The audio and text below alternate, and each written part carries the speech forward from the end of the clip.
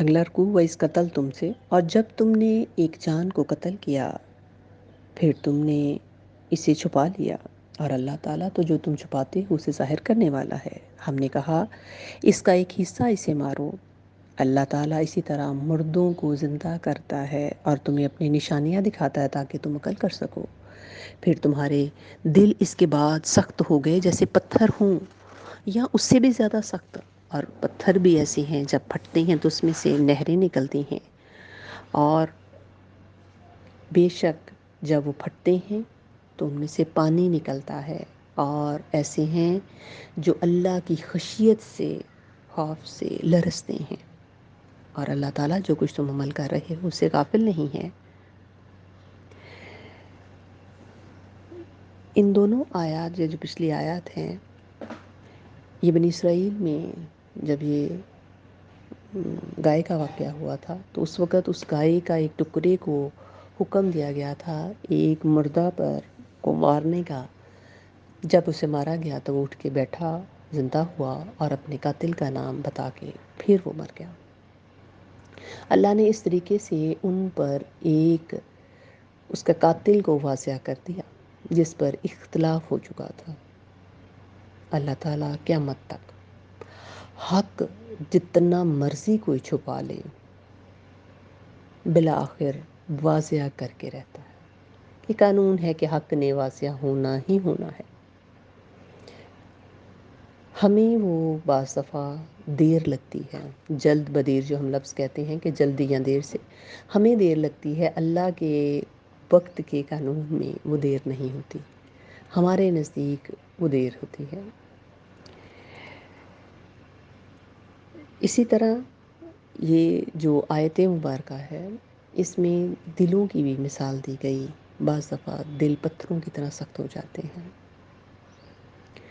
مگر جب اللہ تعالیٰ کی رحمت ہوتی ہے تو پھر ہمیں وہ دنیا میں بھی دکھاتا ہے کہ پتھروں میں سے پانی نکلتا ہوا، چشمے نکلتے ہیں، دریا بنتے ہیں، اور تھوڑی سی جگہ نہیں، بعض جگہ چھوٹے چھوٹے چشمے اور بعض دفعہ وہ دریا کہیں میلوں تک جا کر سیراب کرنے کا باعث بنتے ہیں۔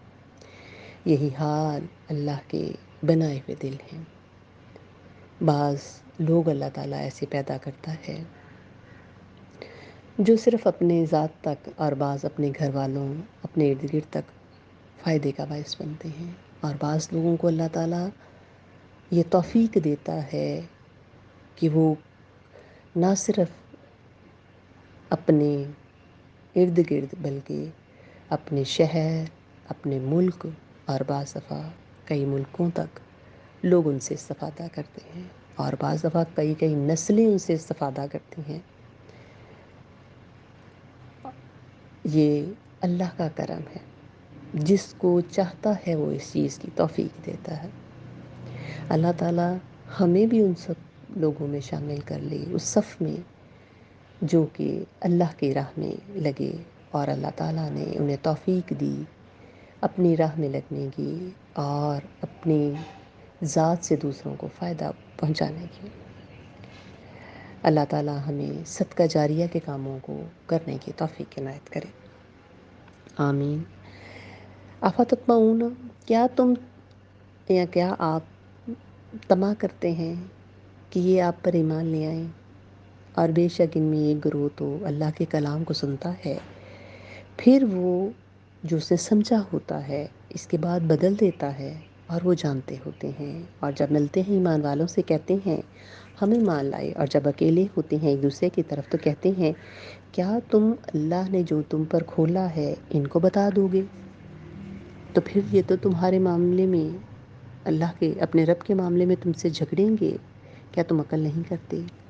اور کیا وہ جانتے نہیں؟ بے شک اللہ تعالیٰ تو جانتا ہے جو تم چھپاتے ہو اور جو تم ظاہر کرتے ہو۔ انہی میں سے ہیں جو جاہل ہیں، یہ جانتے نہیں ہیں کہ کتاب میں کیا ہے، مگر جو ان کی خواہشات ہیں صرف انہی کے پیچھے لگے ہیں، اور وہ صرف گمانوں میں پڑے ہوئے ہیں۔ ہلاکت ہے ان لوگوں کے لیے جو کہ اپنے ہاتھوں سے کتاب میں لکھتے ہیں، پھر وہ کہتے ہیں یہ اللہ کی طرف سے ہے، اور اس کے بدلے اس کا سودا تھوڑی سی قیمت میں کر لیتے ہیں۔ ہلاکت ہے ان کے لیے جنہوں نے اپنے ہاتھوں سے لکھا ہے، اور ہلاکت ہے جو انہوں نے ان سے کمایا ہے۔ اور وہ کہتے ہیں ہمیں آگ ہرگز نہیں چھوئے گی مگر چند دن۔ کہہ دیجئے کیا تم نے اللہ سے کوئی وعدہ لیا ہے؟ بس اللہ اپنے وعدے کے خلاف نہیں کرے گا۔ اور کیا تم اللہ پر وہ کہتے ہو جو تم جانتے بھی نہیں ہو؟ بلکہ جو کوئی بھی برائی کمائے گا اس کی خطا، اس کی نادانی، اس کے گناہ اسے گھیرتے چلے جائیں گے، اور وہ آگ کا رہنے والا ہوگا، اس میں ہمیشہ رہے گا۔ اور وہ لوگ جو ایمان لاتے ہیں، نیک عمل کرتے ہیں، وہ جنت کے رہنے والے ہوں گے، اور وہ اس میں ہمیشہ ہمیشہ کے لیے رہیں گے۔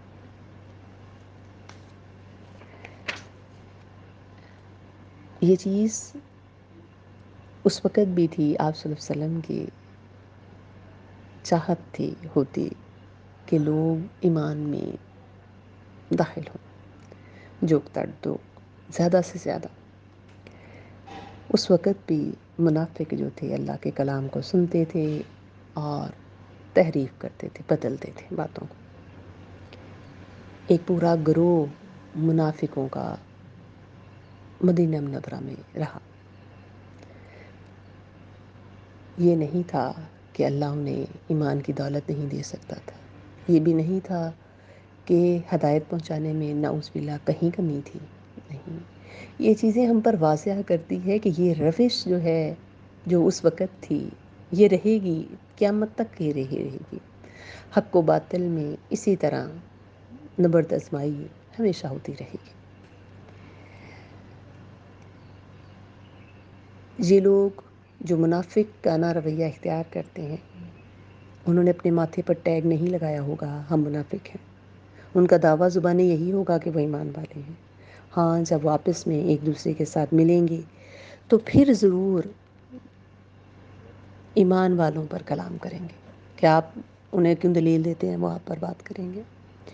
یہ وہ لوگ ہوں گے یہ جانتے نہیں ہیں کہ اللہ تو ہر جگہ، ہر چھپی بات کو، ہر چیز کو دیکھ رہا ہے۔ یہ وہ لوگ ہوں گے کہ جنہیں اللہ کی کتاب کا علم بھی پوری طرح نہیں ہوگا، بلکہ اپنے دین میں بھی انہوں نے اپنے پاس سے ہی بنائی باتیں ہوں گی جو اپنے گمانوں میں بنائی ہوئی ہیں۔ اللہ نے اس گناہ کو، ثواب کو نہیں لکھا۔ جس طرح جو اللہ نے حرام قرار دے دیا حرام وہ ہے، جو اللہ نے حلال کیا حلال وہ ہے، گناہ وہ ہے جو اللہ جس کو گناہ کہتا ہے، ثواب وہ ہے جس میں اللہ نے ڈکلیئر کر دیا کہ وہ ثواب ہے۔ ہم اپنے پاس سے نہیں کہہ سکتے کہ اس چیز میں اتنا ثواب ہوگا۔ اس چیز کے متعلق ہمیں ضرور غور و خوض کرنا چاہیے، جو ہم چھوٹی چھوٹی چیزوں کو نیکی سمجھ لیتے ہیں۔ نیکی تو وہی ہے، ثواب تو وہی ہے جو اللہ نے ڈکلیئر کر دیا ہے۔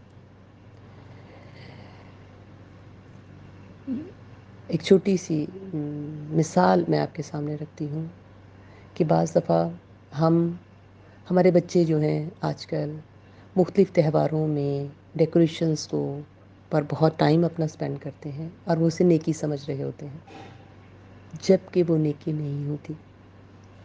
اس طرح کی مختلف قسم کی چیزیں جو آج سے پہلے نہیں تھیں، وقت کے ساتھ ساتھ کتنی چیزیں ہماری زندگیوں میں شامل ہوتی چلی جا رہی ہیں، اور بعض لوگ اسے نیکی سمجھ کے کر رہے ہیں، جبکہ وہ ہماری صرف رسومات ہیں، وہاں نیکی نہیں ہے۔ ان چیزوں پر بہت غور و خوض کرنے کی ضرورت ہے۔ اسی طرح لوگ اپنے پاس سے کہہ دیتے ہیں کہ یہ قرآن کا حکم ہے، جبکہ وہ بات قرآن میں نہیں ہوتی، انہوں نے خود بھی پڑھا بھی نہیں ہوتا، اور وہ یہ باتیں منہ سے نکالتے وقت سوچتے بھی نہیں ہیں۔ اسی طرح لوگ اللہ کی باتوں پر بھی دنیا خریدتے ہیں، یعنی اپنے دنیاوی فائدے حاصل کرتے ہیں۔ آج کل ہمارے ہاں کتنے ہی ایسے پروفیشنز کریٹ ہو چکے ہیں جو صرف اللہ کا نام پر ہی چل رہے ہیں، جیسے مولوی، یہ ایک پروفیشن بن چکا ہے، جبکہ یہ کام صرف فی سبیل اللہ ہونا چاہیے۔ اس میں پھر کئی جگہ تو یہ کام بڑے خلوص کے ساتھ کیا جاتا ہے، اور کئی دفعہ یہ بہت سی قباحتوں کا باعث بنتا ہے، اللہ کے کلام کو بیچنے کا، دنیاوی فائدے حاصل کرنے کا۔ آپ غور کریں گے، آپ کو ارد گرد آپ کے بہت سی مثالیں ایسی مل جائیں گی۔ پھر اسی طرح جیسے یہودی کہتے تھے کہ ہمیں صرف اگر آگ میں ڈالا گیا تو چند دن ڈالا جائے گا، اور یہی فلسفہ ہمارے یہاں بھی اب آ چکا ہے کہ ہم، اس سے بڑی سعادت ہمارے پاس نہیں کہ ہم آپ صلی اللہ علیہ وسلم کے امتی ہیں۔ اللہ تعالیٰ نے ہمیں یہ شرف دیا ہے، اللہ ہمیں یہ شرف سنبھالنے کی توفیق دے، اور جب ہم مریں تو اس شرف کو سنبھال کے مریں، روز قیامت اس شرف کے ساتھ اٹھیں۔ یہ بہت بڑی ہماری اچیومنٹ ہوگی، یہ بہت بڑی کامیابی ہوگی۔ مگر لوگ لغویات میں پڑھتے ہیں اور یہ کہتے ہیں کہ ہم نے تو بخشے ہی جانا۔ یہ روش درست نہیں ہے، یہ وہی روش ہے جو وہ پہلے اختیار کرتے تھے کہ ہم تو اللہ کے لاڈلے ہیں، جبکہ تقوی میں تو اللہ کی خشیت سب سے پہلا حصہ بنتا ہے کہ ہمارے اندر اللہ کی ناراضگی کا خوف ہو، ہم ہر معاملے میں اس کو مد نظر رکھیں۔ اور اس چیز کے جو یہ فلسفے بیان اس طرح کے کرتے ہیں، اور جو اس طرح کے طرز فکر کو اختیار کیے ہوئے ہیں، ان کے پاس اس چیز کی کوئی دلیل نہیں ہے، بلکہ جو شخص جو غلطیاں کرتا ہے وہ اس کے ارد گرد ہی لپٹتی چلی جا رہی ہے۔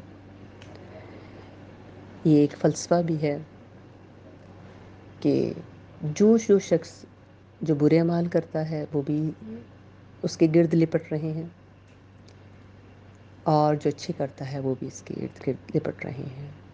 جو برے کر رہے ہیں انہیں اس کی تپش یا اس کی نگیٹیوٹی یا اس کی، آپ کہہ لیں، جو بے چینی، بے قراری اس زندگی میں بھی وہ فیل کریں گے، اور جو نیکی ہوگی جو انسان کے ارد گرد لپٹتی ہے، وہ اس زندگی میں بھی اس کی اطمینان، سکون ان اشخاص کے ارد گرد وہ خود بھی محسوس کریں گے، اور ان کے ارد گرد کے لوگ بھی محسوس کریں گے۔ نیک لوگوں کو دیکھ کر ہی آپ کو اطمینان محسوس ہوگا، ان کے پاس بیٹھنا، بلا وجہ بیٹھنا، ان کو دیکھنا بھلا محسوس ہوگا۔ یہ ان کے اندر کی پازیٹیوٹی، وہ نور ہے جو تسکین جو ہے دیتا ہے۔ اللہ تعالیٰ ہم سب پر اپنا کرم کرے، ہم سب کو علم و حکمت دے، غور و فکر کرنے کی توفیق عنایت کرے، اپنے ذکر میں اور اپنے فکر میں صبح شام مشغول رہنے کی توفیق دے، ہم سب کو عافیت دے، شفا دے، اور اس سلسلے کو جاری و ساری رکھنے کی توفیق عنایت کرے۔ آمین۔ اللہ حافظ۔